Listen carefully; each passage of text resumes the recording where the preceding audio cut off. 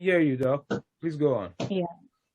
What you want to, yes, achieve at the end of the day. And I think that will go a long way to shape you, shape your mental health and all of that. Yeah. So that's what I have to share with respect to the question. All right, thank you very much. So, Mhm. I have a student just asked a question that would you advise that he moved to Algeria for his master's in a program like computer science? Okay, why not? It's possible, but okay, in Algeria, studies are done in French. And so you have to be psychologically prepared Mm. to have your studies done outside your comfort zone, that your comfort language, and how you'll be able to. So it's both Arabic and French, though they use French most often in lecturing, but you will find yourself in some cities, or I would say regions, that's rather teach some subjects in Arabic. So you should be prepared for that. And like I said, if any opportunity come, you take advantage of it and try to set your end goal. Mm. Not that, let's say, everyone is traveling outside, so you want to also travel outside. We shouldn't travel out of depression, out of societal acknowledgement, or all of that. We should be prepared what we are really getting ourselves into. So you go there and then you don't get depressed unnecessarily. Though depression is bound to happen at any stage of life, but you get to control it. Yes. So I would advise you to come if you are really ready to take up the challenge. And one must be um, psychologically stable to really take such adventures. Yeah. Okay. Thank you very much, Doc. Thank you very much. We really appreciate you. Let's quickly move on to Dr. Ramos. Please, are you online? Hello, Dr. Ramos. Yes, I'm currently online. Thank you Thanks. very much. So, Dr. Ray, first of all, we would like to know where are you, which country are you, what sent you there, what was your motivation to go there, and will you advise any student or any individual who want to travel to where you are for studies or to work over there?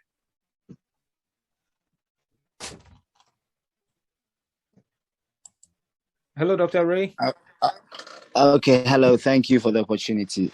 So, like you said, my name is Ramos, and I'm currently in China for studies. I think your question is a broad one. Yes. And it's a big one too. So we want to know your motivation, and would you advise any of our students or individuals to travel there for studies or for work? Okay, so with regards to traveling here for studies, if I had the chance to advise anyone to, I'd say yes, but there are a few restrictions that I'll add to it.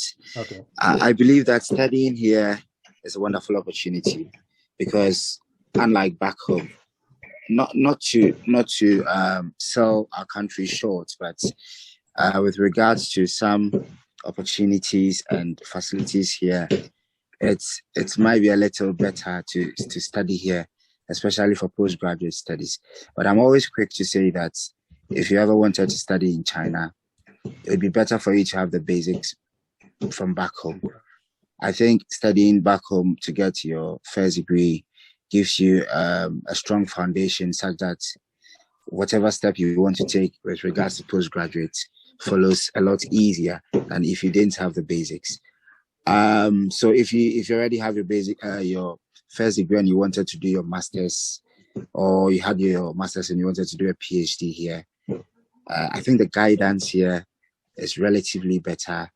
Like what you need, the requirements to attain your degree and all that are relatively better. And the people, especially in the sciences, get to use laboratories which equipments which are much better than we would have back home. So yes, I would advise people to study abroad, in China to be specific.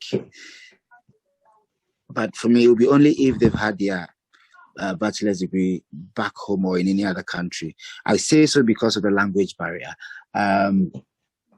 For some people, it might not be too much of a big deal, but for others, it is, because China is really big, and depending on which program you read and depending on which professors you get to meet, the language problem could be really big. So for some professors, they've really traveled far and wide, and they might even speak more than just one language, more than just one international language. So you could meet a professor who speaks English fluently, and then you can benefit a lot from such a professor, because the knowledge he's passing on to you and other things are a lot easier than if he didn't speak English at all. Yeah, Dr. Ray, not to cut you. Am I permitted to make some submissions? Sure, sure. Yeah, one of the things I was looking at prior to the question that Dr. Eugene asked you is about our perceived mindset before we traveled as students, before we traveled as like people that we want to relocate from Ghana. Usually, most of us, I believe, when we were leaving Ghana, was like to go for studies. But we're also trying to use one stone to kill two birds. In as much as we were going out to study, we're also looking at the opportunities like making money home. So ideally, if you look at the current situations that is facing the world today, so post-COVID, do we think it will be quite okay, or is it still convenient that new applicants in Ghana who would like to travel to China should consider China as a location that they can come and pursue both studying and also to make a living, because we know the conditions back home?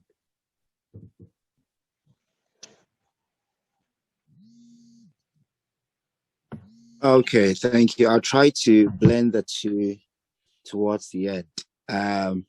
Yeah, so what I was trying to say earlier was that if I had to advise someone, perhaps my short answer would be yes. But if I had to go a little bit deeper, it would depend on what program the person is going to read, what level he has already attained back home, and stuff like that. And if the person is really ready to, pick up a whole new language, which probably would be used in all of his studies. Now, with regards to post-COVID and the fact that I think it's an open secret that most Ghanaians, particularly after a bachelor's degree, if we study abroad, it's not just for the academic knowledge, but also to get something to help back home. Yeah, that's right.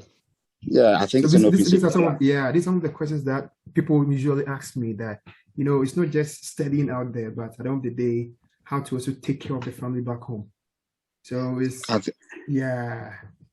think you're absolutely right. I think it's obviously because of the fact that at that age in life, you think you are mature enough to take on a few more responsibilities than just academics. So you think you could do a bit of academics, a bit of work.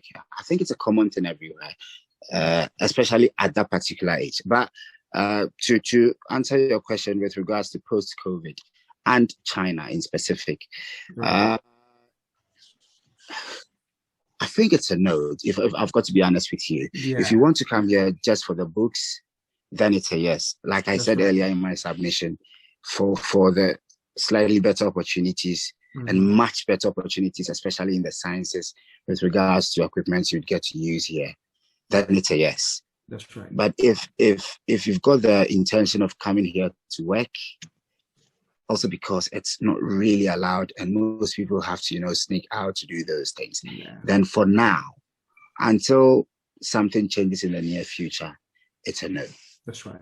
That is the point I was trying to draw from you, that post-COVID, it's going to be quite difficult for students who are trying to leave the country, study and work as well. So I like that Exactly. particular, that point that you came up, that it's a no if we really want to settle there, if we really want to settle and move with our family. But if we are going as students that we really want to achieve academic heights, I think it's fine to fly to China and continue our studies there. Absolutely. Yeah. All right. Thank you very much. Thank you very much for Thank your you. submissions.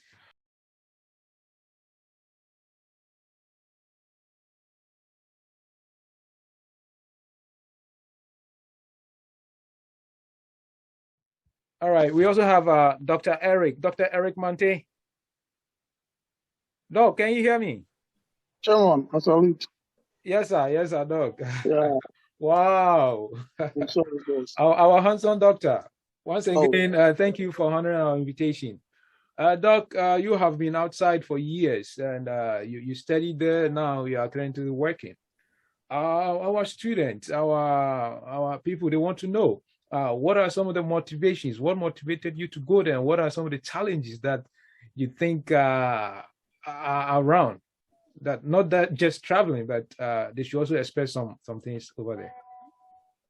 Thank you very much, Chairman, for the opportunity. And I apologize for being late. I was trying to connect, but because I'm in a secured area, the network I was trying to use, a secured network, it wasn't allowing me, so I had to tap in with my phone.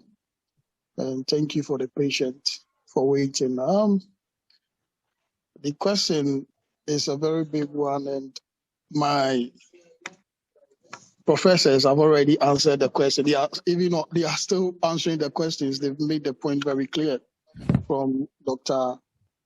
Assem to all the other speakers. Yeah, they are for the answer, Chairman, is in your hands, because you were my motivation. You and Dr. Assem were my motivation to move from Ghana to China when I got the opportunity through you guys. So I would say for now that coming to a country like the Netherlands to study, it's not like first where it was that easy for you to get a scholarship, which includes your resident permit. Which includes your residence and your feeding. So as I said, it's quite difficult now schooling in Europe because, one, the school fees is very high compared to China, and back home, the school fees are very high in Europe. Moreover, getting a scholarship now in Europe is very, very, very tight. You need to pass through many agents. If you are doing it yourself, then you need to pass through so many procedures and make sure you have every document right. So these are some of the challenges along the line. But what you and Dr. Sempa have always encouraged me to do is that when you have the motivation, you have the idea, and you have the goal, you have to go for it, no matter how difficult it is. So yes, though there are challenges, I will entreat, our brothers and sisters who are ready to study in Europe or in Asia to pursue and make sure that they prepare very early to prevent some of these difficulties. Sometimes we encounter some of these difficulties because we don't start early. When you're applying for school in Europe or in China, you need to start very early because the documents involved are many, especially the Netherlands. So you have to start with your transcript, make sure you gather every information before you apply. The first application, when all informations are there, you have all documents that you are requesting for, it will even increase the chance of you getting scholarship. And secondly, if your intention is to stay after schooling, that is also another thing. At first, it was easy for you to get a stay after school in the Netherlands. But now, after school, they give you 1 year permit. And if you're not able to get a job within that 1 year permit, you have to go back home no matter what you have studied here. So these are some of the things you have to consider when you are traveling to a country to study. what is happening in Europe, what is happening in Asia, what is happening in the United States, what is happening in any other country that I want to go. These are the things that you have to factor. When you're able to get all these things on point, then the burden will reduce for you. And as Dr. Asem said, you know, with this, how do we call it, pandemic, it has made things very difficult. Also, it has opened opportunities. And more opportunities will come since the pandemic is going now in Europe. I mean, so many rules have been cancelled. You know, vaccination is no more recognized in the Netherlands. You are not, I mean, compulsively, you are not forced to go for the vaccine. And with certain date, I think you will not be checked at the airport when you are entering. So opportunities will be coming because economically, so many systems went down. So they will need more brains to come into the system. So you could be gathering what you have to gather now and looking at where, I mean, the opportunities in Europe and outside Europe to apply. So this is what I have to say now. You know, I'm moving here and there because I wasn't here from the beginning. So thank you very much. All right, thank you very much, Dr. Eric, for your time, and thank you for the information as well. So we move on with Dr. Bismarck Ameya. Dr. Bismarck.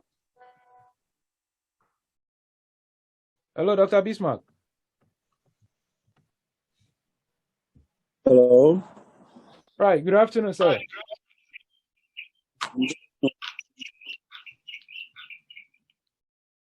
Hello, sir. Good afternoon, boss. All right, good. We are happy to have you here on Take Ghana for a seminar. Doc, we would like to know, you are in Canada. We know in Canada, most of our students are there and most of our people are there working. We would like to know, or we want you to share with us some of the experience, some of the things that you think is very important for our people to know.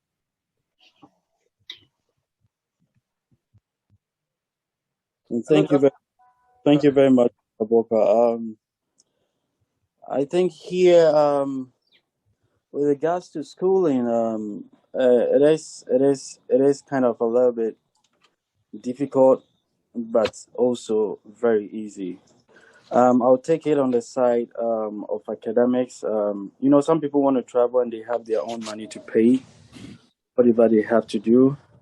And some people who were like us, we would have to seek scholarships in order to be able to travel. So let me first tackle from the point of the scholarship. Here, English proficiency is very much important. For example, when you want to write GRE, it is required. But you know, when it comes to the main English test, we have TOEFL, IELTS. Those are the most important thing. But here, because it is a British colony, they take the amount on to the IELTS more than the TOEFL. But nevertheless, with the TOEFL, you can also pass through, which is also good. Notwithstanding, there are some schools who don't accept either IELTS, TOEFL, or GRE for Ghanaian students. And then what you only have to do is that you just have to get an English proficiency from your school. For example, I went to University of Cape Coast, so you have to get English proficiency from University of Cape Coast, and then you can apply. But the most important thing, and what's the mistakes that some of us we do, is that before we travel, it's not just about the applications. You know, you first you have to know the program you want to do. You have to also get a little bit of connection, as we were saying, Ghana, connection to a potential advisor that you want. So, for example, I had a friend way back in our school days. He had a 3.9 GPA out of 4. And then he's been applying for almost about 4 consecutive times, and then he's not being picked. You know, it is not based on only the GPA. I mean, you may have the best GPA, everything, but you need someone. You need to have build a connection with a potential advisor. You need to get something that we call a supervisory letter stating that a supervisor wants to supervise you or advise you when you are being accepted into the program. But some of us, we just apply for just at application stage and say, oh, my GPA is good. I've written the TOEFL, I've written the IELTS, so I'll be accepted into the program. If you do that, you let yourself down. And then the most important thing is that the second aspect of it is that there are some people too who want to travel, and then they have their own money to pay for their tuition fees. It is very important that if you have your own money, fine. But wherever we Africans we go, at times our behavior becomes pattern. So then the white people tend to stop setting things. I mean, they stop setting loopholes that we may want to use. For example, some of our guys will travel to Canada, and then they'll be like, oh, okay, I'll apply for a tuition or a fee paying as a paying student. When I get here, I'm going to defer the course and then try and work for a year before I get back into the program. Nowadays, where I am, Ontario, Canada, I think when you're accepted as an international student and then you're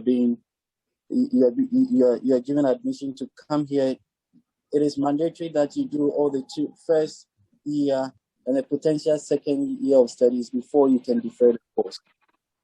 So what I'm saying is that when you want to travel as a fee-paying student, you need to be well prepared. Fees are being added into installments for you to pay. You have to make sure that at least the first installment you have it, And then when you're coming on a scholarship base or you have hopes of getting scholarship, after all your GPA being good, after you writing the exam and then you passing successfully, the most important thing is that try and build connection with someone you think can supervise you. And then one important thing is that when you enter into a master's or a PhD program, definitely there are some, unless you are doing executive MBA or whatever, a course that doesn't require you to do research, But most of it, and then it is pure research based. So you have to make sure that the advisor that you are supposed to contact, you read a little bit of the advisor, his or her research direction before you contact the person. So I don't know if Dr. Eugene answered most of the questions, but yes. This is so helpful. We really appreciate that. Thank you very much. I would like to ask further, Dr. Bismarck. Yes, sir. Is it easier to leave there, or is it is it mandatory to continue in the line of your first degree? For example, I studied computer science in KNUST, and now I want to go in for management program. Do you think that is advisable or is possible over there? Yeah, the most important thing is that, we as a business student, we are a little bit of disadvantage. But most science students can venture into the business field. Now we have something we call business intelligence, business analytics. Those things are all based on computer science programs, data science, everything. You should know a little bit of coding.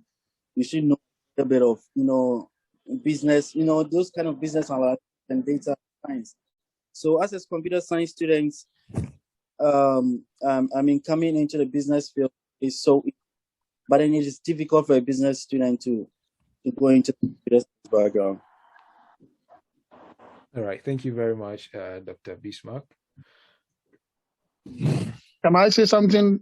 Can I have something to what he said, please? Sure. Go ahead, Dr. All right. Eric. Also, you have to bear in mind what you want to do in future. As a business student, you want to take a computer science program at the PhD or master's level, or a PhD, a computer science student, you want to take a management program at the master's or PhD level.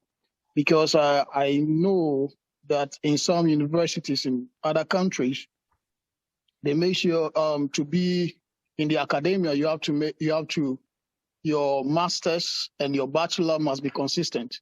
If I'm wrong, I can be corrected. Before you can lecture as a computer science, before you can be employed as a computer science lecturer, you should have a first degree in computer science or IT related, and your master's must be IT related or computer science. Then your PhD as well. So you should also factor into what you want to do in future. If you want to be in the industry, then fine, that is okay. It's even the best because that is what employers are looking for. I mean, cross domain where if you've learned, you're applying your computer skills to management skills or adding both to solve a particular problem. So you should know where you are going. All right. Thank you very much for adding up, Dr. Eric. Hello, good afternoon, Dr. Tamakro. Professor Tamakro. Good afternoon. Good afternoon. Can you hear me? Yes, Prof. We can hear you. And we want to thank you for honoring our invitation. We are happy to see you, Prof. Prof, you are in the United States, and we know your position over there. You are a long-serving member and a citizen of Ghana as well. Let's say from Ghana as well. And a proud one, of course. Prof, most of our students, they prefer studying in the United States than other countries. Most of our students, day in, day out, we see a lot of queue at the U.S. Embassy for students who are intending to come over. Prof, we will want you to help us. Can you share a little bit with the F1 procedures, if you don't mind? Absolutely. I heard the gentleman talking from Canada, and it's quite similar. You will need to do some preparations before you even decide that you want to study here. So that entails the TOEFL and the GRE, especially if you want to do a master's or a PhD. So I heard about the GPA. Some people get high GPAs and some people get low GPAs. I do not want to discourage people who get low GPAs. Right. So in the United States, I know that in some universities, you do need high GPAs. And in others, when you get a GPA as low as a 2.5, you will be required to do an entrance exam, or you will be required to do TOEFL, especially if they want to waive your TOEFL because you are from a country like Ghana or Nigeria. Right. So I just want to give hope to the youth that it's not an excuse to have a bad GPA, but if you do not have a good GPA, you still stand a chance to do something. Right. So having said that, you do need time, prepare ahead of time. And I believe I heard the gentleman from China saying that, and I will detail that to say that you need to work like a year or 8 months in advance. So you have your GPA. It's important to look at the school's website, look for more information. What do I qualify for? So that should be your first question. So for example, I did home economics for my first degree at Winneba. Right. And my second degree, I went to do my master's in University of Ghana in adult education. Right. So these are two different things. And when I came to the United States to look for what I was supposed to do, I was more qualified to do special education. And it is still in the field of education. Right. So having said that, when you see what you want, now you need to connect with an advisor or look around you. In Ghana, we have so many problems that we want to deal with. What can I do to benefit my country? And this is also a way to prove to the counselors that you are coming back to your country.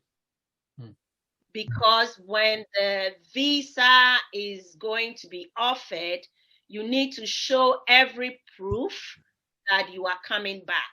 Mhm. So having said that, I wouldn't choose a research topic that does not have anything to do with Ghana. So that should be something that you should think about. Also, for the admission process, you see you qualify. You have your grades, you have your TOEFL, you have your GRE or whatever you need. Now you need a goal statement. So one thing that personally I am not shy about is asking. I do not claim to know everything. It is okay to ask. It is okay not to know.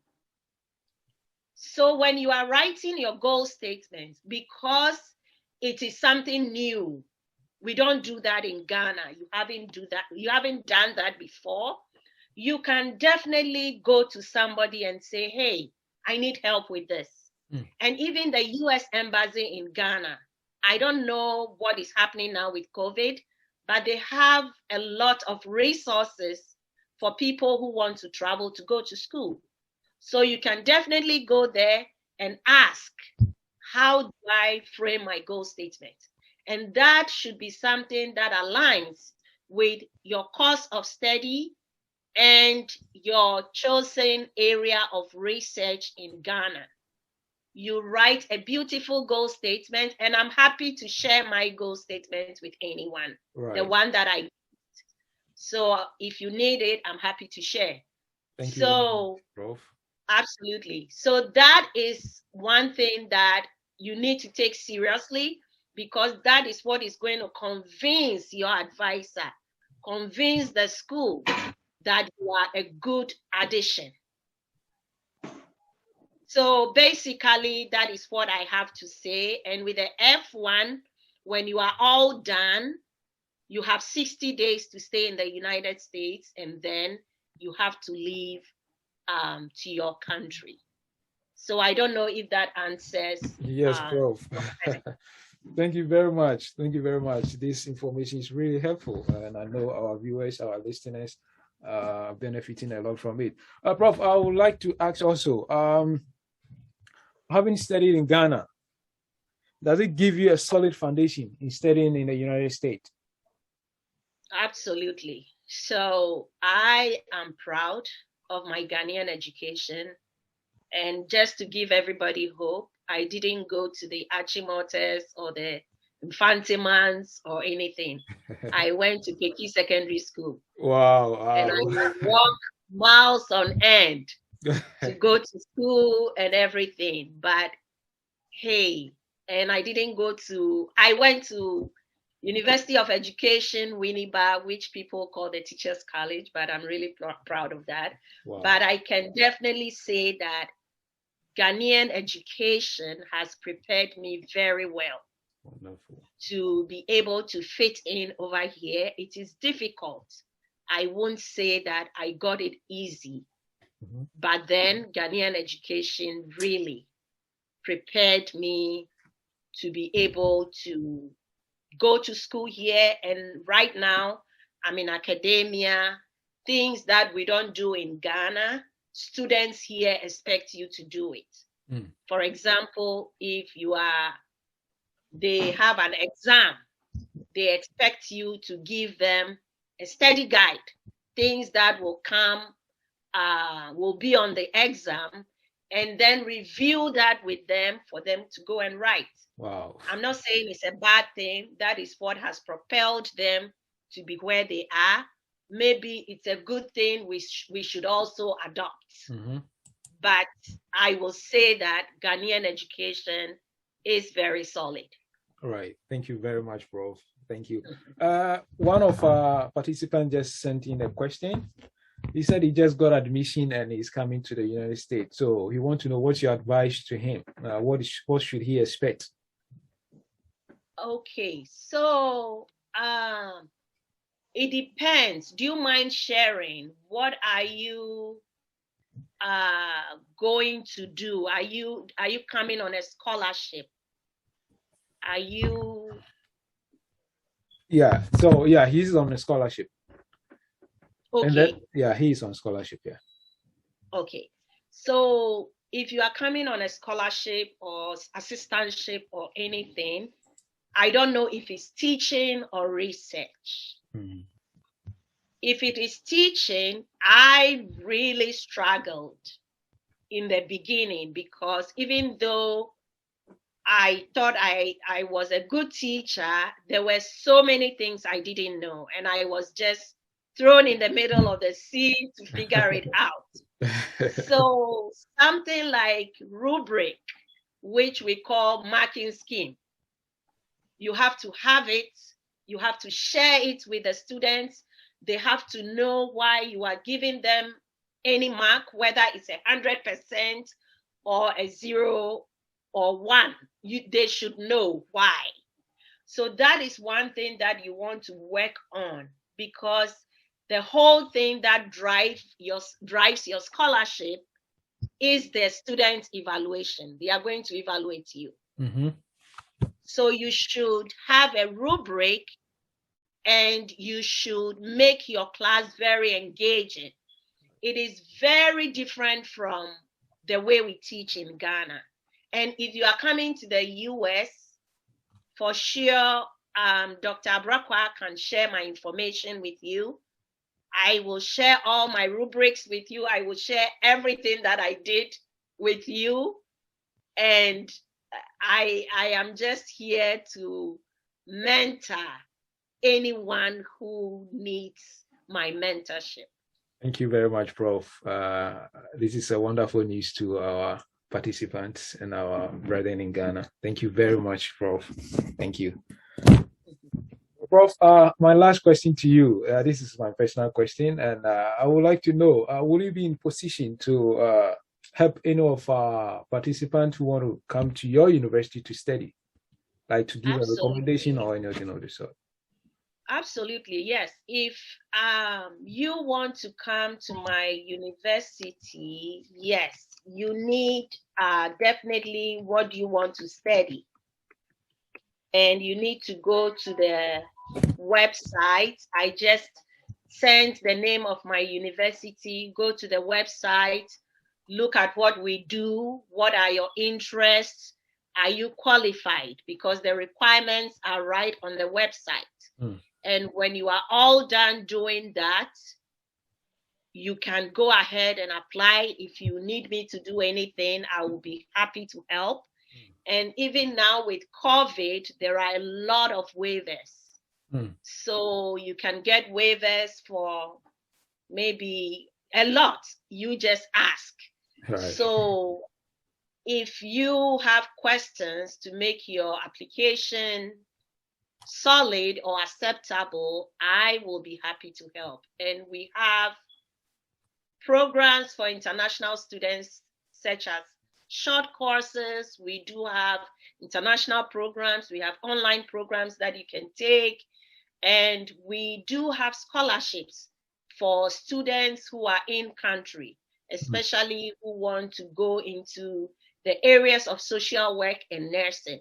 So yes, if you have any questions at all about admission process in my school, just go ahead, go to the website. And one important thing I always tell everyone is I will help you do the work, but you do your part. That's it. So just go online, look for information, see if you are qualified, and then we'll take it from there. All right. Thank you very much, Prof. So I think we have one more incoming question for you.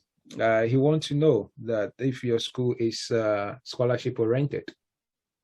Well, there are lots of scholarships, but for international students, before you arrive, the scholarships will not be too much to pay adequate, if that is the right word, to pay all your fees. So you will need to have some funding.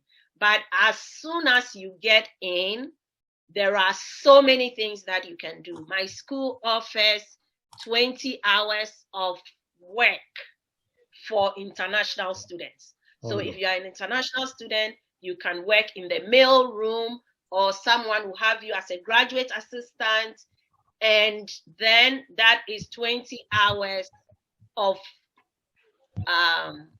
paid internship. Wow. So that is one other thing. And something else that I wanted to talk about, which is not part of what we are talking about, as Ghanaians, we don't, and I don't blame anybody, but now that I have this opportunity, I feel like I have to share that it's important for us to volunteer, do free work. When you are out of school, you don't have a job, go somewhere, tell them, I want to work for free to gain an experience. If they don't pay you, that is okay. Do that for 6 months instead of staying at home. Then 6 months or 3 months, you have an experience that you can put on your CV that I volunteered for 3 months doing this.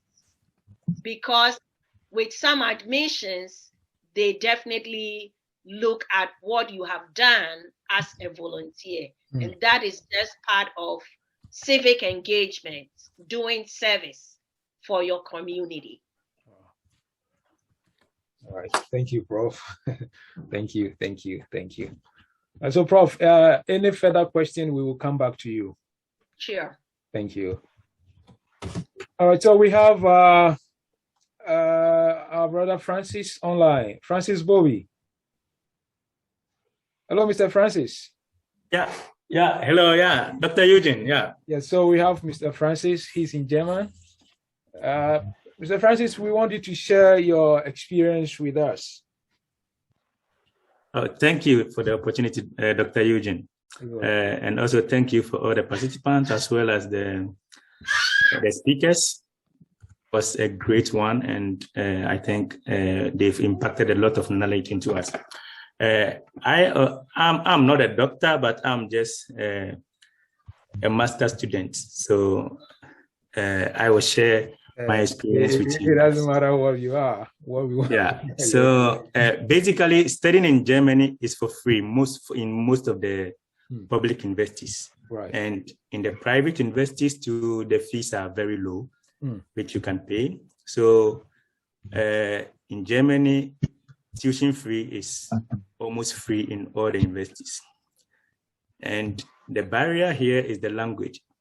So, but most courses there are a lot of international languages where you can also speak English, and courses are also run in English. So any international student can also come here and study. Because the tuitions are free, if you are coming here, is a problem because the embassy requires you to show a proof that you can finance or cater for yourself during your studies. So, and there are a lot of also scholarships available, and the Germans have a DAD office in Accra where you can also offer scholarships to most working Ghanaians who want to come here and study. So you can go there and also find out from which courses they do offer scholarships. And the third one is if you have someone here who can also say, okay, I will give you a formal obligation letter which states that I will be taking care of you. So that is also possible. So, and after studies, you will be given 1.5 year to find job in your particular field, or now it's changed. So after studies, if you get any job, you can work. Then you will be given the resident permit to work here. The cost of living in Germany is kind of a bit high, and there are some places which is also low. So as a student, you need to expect that at least monthly you spend about 850 euros on rent, food, health, phone calls, and other things. Then I would say you can do both undergraduate studies here, your master's, and also a PhD. So like I said, the challenges are the language barrier. The language is very, very difficult in Germany. So, but it's also a privilege if you can learn the language as well. And sometimes you feel yourself, sometimes you feel that you seem to be like an outsider, where I think it's in everywhere. So I will not say in Germany alone. And a lot of people will be laughing at you sometimes if you pronounce some things and you don't pronounce it well. And so, like all other speakers said, you need to be very prepared when you are trying to get admissions into other foreign countries. So that's all I can say for now. Thank you. All right. Thank you very much, Mr. Francis. All right. So, Dr. Ray. Hello, Dr. Ramos. Yeah, hello. Okay, good. Right. So, Dr. Ramos, bringing our meeting to an end, we would like to know, do you have something to add up?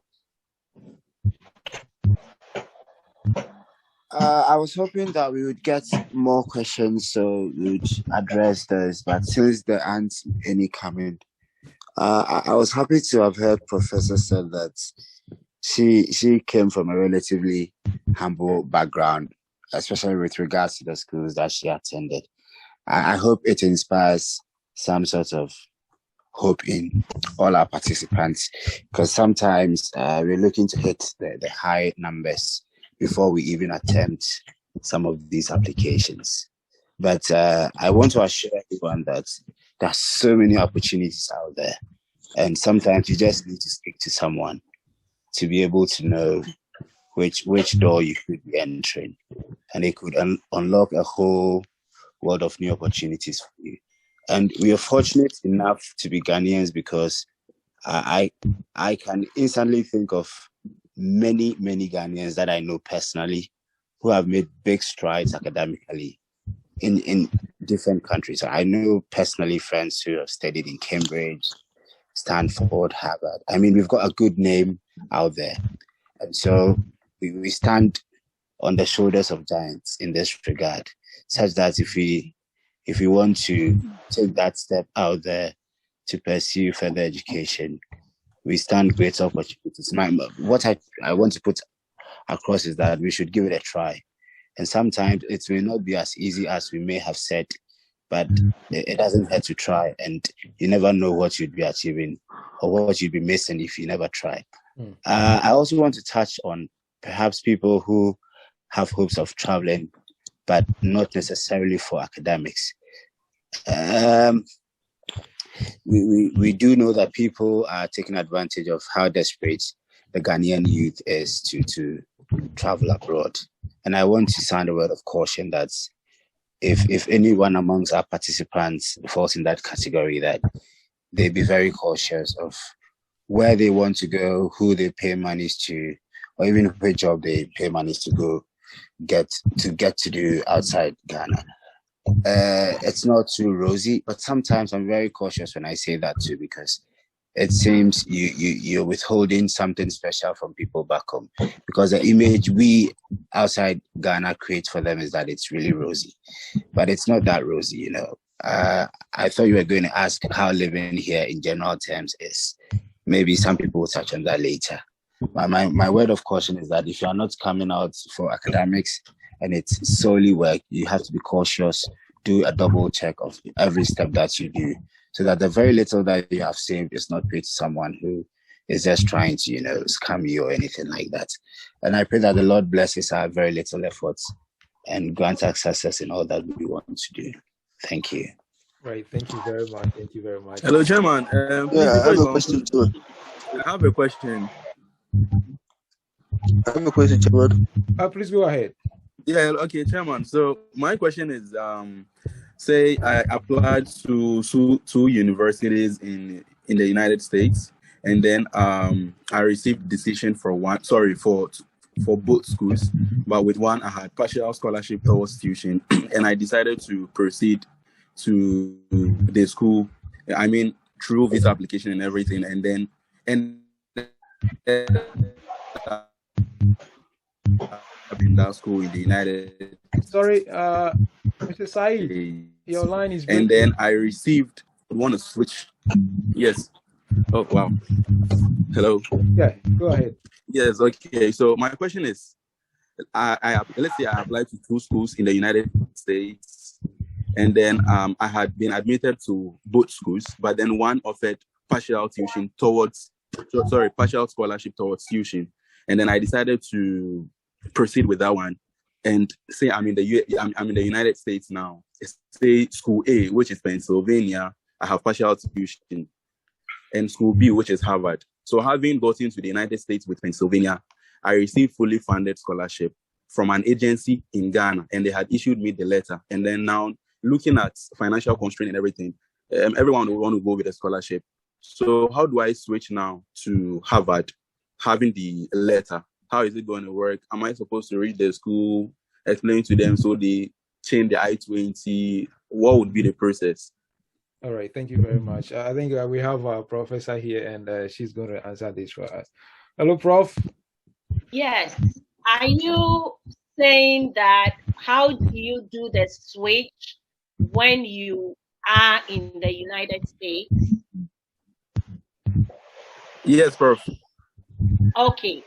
So that shouldn't be a problem. What you should do is to accept both admission and explain everything to them. So for Harvard, you can tell them, I have accepted the admission. I am pending maybe scholarship from my country. Then you accept Pennsylvania saying, I have accepted the admission. So when you get here and you immediately get admission, the money to go to Harvard, you can definitely switch. You don't need a new I-20 because you're already in the country. Okay, thank you very much. Does that answer your question? Yes, please. Thank you very much, Prof. Okay. Yeah, Chairman, I have a question for Prof. All right, so go ahead. Yeah, Please Chairman, go I have ahead. a question. Yeah, Ms. Awudu, go ahead with your question.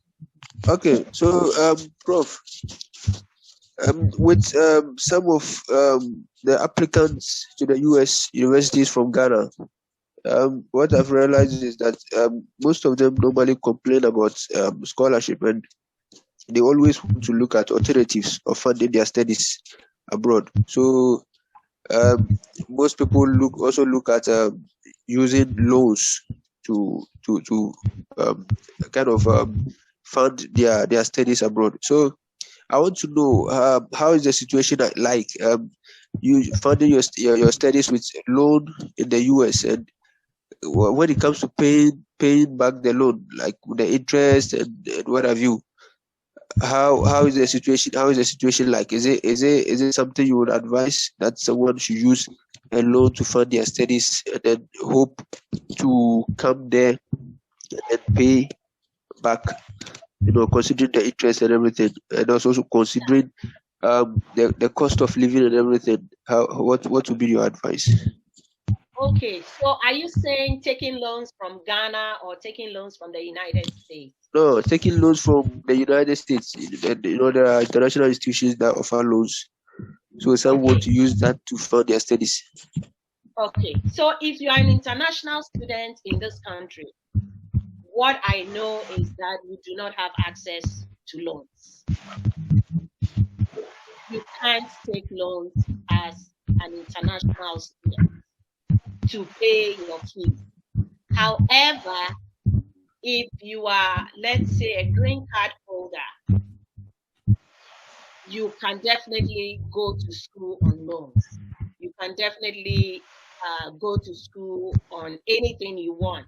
But when you are coming from Ghana to go to school here, unless maybe you have loans from Ghana or any other institution, but to take a loan in this country as an international student is not possible. Because first of all, you are not working. So Okay. I advise, the young guys and girls, don't fall in love too quickly in Ghana. So that when you travel, at least if there are opportunities, because honestly, I'm a hustler. I don't know how I Prof, can Prof, find. let me quickly add this. Please, Prof is not saying you should leave your wife or your girlfriends No, back no, home. no, no. Okay. Yeah, I'm not saying that. But if your wife or your husband is abusing you, you can leave them. So, so yeah, you can't take loans as an international student. But when you come, there are opportunities for you to, and if there is an opportunity for you to stay, then I will say that sweat about that, stay, and then go to school. I won't say go to school and stay. I don't know if what I'm saying makes sense, but we are hustlers, and this is being recorded, so I don't want to be on record for saying anything. Yeah. Prof, you are safe. Thank you very much. I believe his question has been answered. Thank you very much. Please, any other question? All right. So before we go, we have Robert on the line.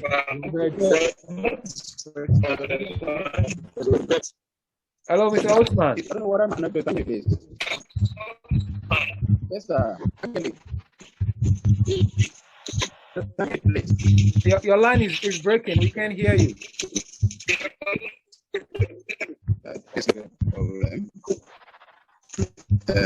Hello. Can you hear me? No. Can you hear me?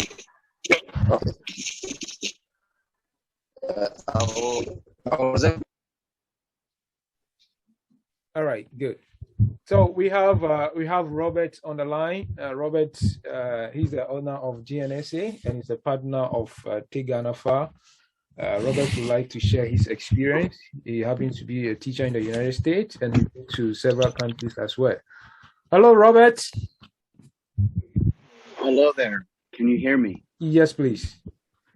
So, Robert, we want you to share your experience with us. We know you've traveled a lot. You've met a lot of international students. Yes. Well, currently I'm here in California, United States. I've spent a lot of time in China, in the Philippines, and a few other countries. I agree with one of the speakers about getting volunteer experiences.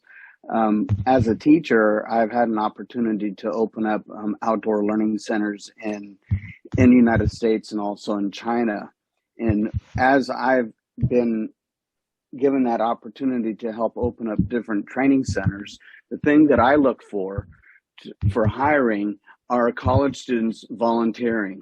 Now, this is a very, very good thing for you to do as whether you're in your country or outside your country, volunteer in the area that you want to work in. This gives you the practical experience that everybody's looking for. If you're going to college and you're looking to go into an industry, volunteer in that industry. A lot of companies are looking for the education, but they're also now looking for practical experience. So that's the best advice that I can give to anybody, whether you're in your country or traveling abroad. You want to get that volunteer experience. That's I would say just as valuable as your traditional education, if not more valuable. That's basically all I have to say. All right. Thank you very much, Robert. Thank you very much. All right. I think we see someone's hung up. Mohammed, Mr. Mohammed. Yeah, hello. So sorry. I should have. Sorry, I'd asked my question already. So sorry. All right. Okay. All right. So thank you very much for coming. Thank you very much for coming to Take Ghana Far.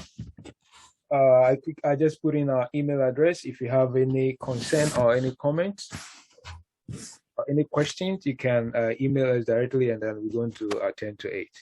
Someone, quickly, I want to say this quickly before we bring the meeting to an end. All right, Dr. Eric, go ahead. Thank you very much. Also, I would admonish our friends back home to take advantage of professional platforms.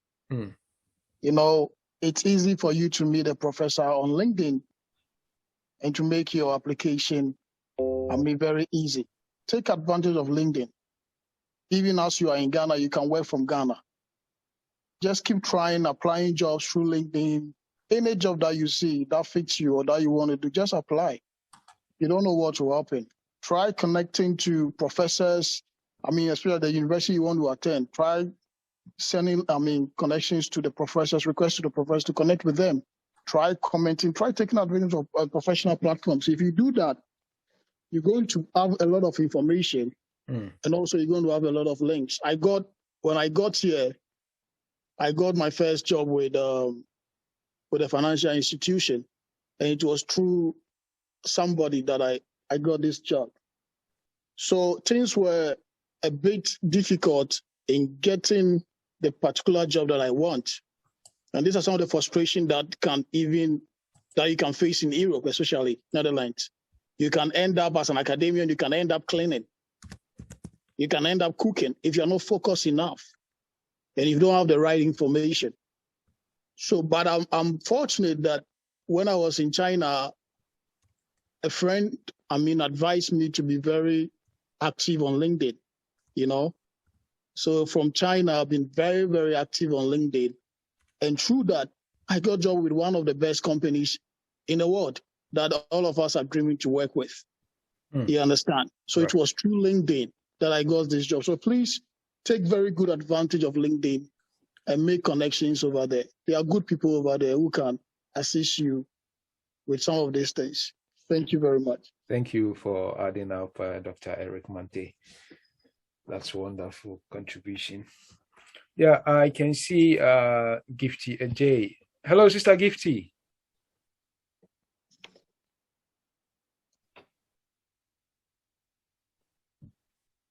Hello. Okay, I think we lost her. All right, so we're bringing our meeting to an end, and I would like to thank all our speakers and then our participants. We are so grateful unto you, and this is not going to be the end. We assure you that there's going to be subsequent meetings that will be coming on board. We wish you all the best in your endeavor and whatever you're trying to do. We pray that the good Lord will guide each and every one of us. So once again, thank you very much for joining Ghana for our seminar. And for Prof, I'm going to call you immediately after the meeting. Thank you very much for the wonderful. Today is Sunday, so. So because we have a lot of people after you. Okay. So you have to prepare for them. And we thank you also for opening the door for all of us. God bless you. All right, so thank you very much, and then see you in another time. All right. Thank you.